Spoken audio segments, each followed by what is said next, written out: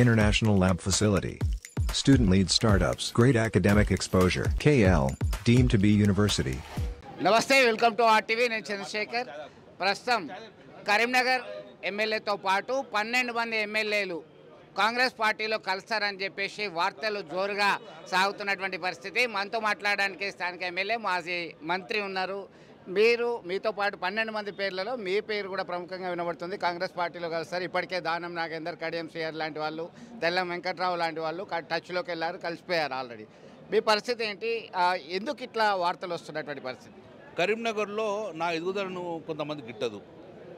సుమారు 4 సార్లు కూడా నేను ఎమ్మెల్యే గెలిచాను ఓడిపోకుండా. 2 సార్లు కార్పొరేటర్ గెలిచాను. 6 సార్లు గెలవగానే నా మీద ఒకలాంటి పైశాచిక ఆనందం పొందాలి, నా క్యారెక్టర్ దెబ్బతీయాలని ఉద్దేశంతో ఇక్కడ కొంతమంది పనికిరాని చిన్న చిన్న ఛానల్స్ పేపర్లు, పనికిరాని పేపర్లు, క్రెడిబిలిటీ లేని పేపర్లు, నా ఒక వ్యక్తిగత ప్రతిష్ట దెబ్బతీస్తుంది కూడా ఆన్లైన్ పేపర్ రాసి దాన్ని వైరల్ చేశారు.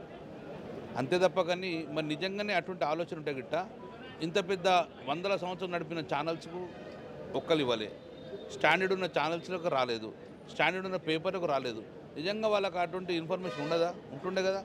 కరీంనగర్లో కొంతమంది పనిగట్టుకొని నా క్యారెక్టర్ దెబ్బతీయాలి, నేను బాధపడితే ఆనంద పైశాచికందం పొందే వాళ్ళు మాత్రం ప్రచారం చేశారు.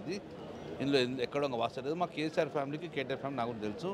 అయినా రేవంత్ రెడ్డి గారు కూడా అటువంటి ఆలోచన పెట్టిండని నేనైతే నమ్మతలేను. కాబట్టి ఇవన్నీ కూడా ప్రచారము. ఇప్పటికే చాలాసార్లు నా మీద ఒక బీసీ బిడ్డను కూడా చూడకుండా నా మీద చాలా వ్యక్తిగత ఆరోపణలు చేశారు. ఇవి రుజువు కాలేదు, చూడగా రుజువు కాదు. మీరు గతంలో సైతం Bharatiya Janata party, ED, CBI విషయానికి వెళ్ళినప్పుడు కూడా ఇట్లాంటి వార్తలు వచ్చినాయని చెప్పి అనుకోవచ్చా? మీ అభిప్రాయం? నా మీద అప్పుడు సిబిఐ రైడ్, ఈడీ రైడ్ అయినప్పుడు నేను దుబాయ్ నుంచి వచ్చేటప్పుడు అయిపోయింది, ఇక ఇతను బీజేపీలో కలుస్తాడు అని చెప్పారు.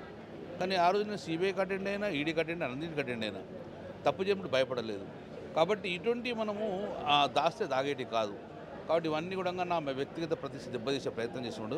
మరిన్ని వీడియోస్ కోసం ఛానల్ ని సబ్స్క్రైబ్ చేయండి, లేటెస్ట్ అప్డేట్స్ కోసం వాట్సాప్ ఛానల్ ని ఫాలో చేయండి, అండ్ లింక్ డిస్క్రిప్షన్ లో ఉంది.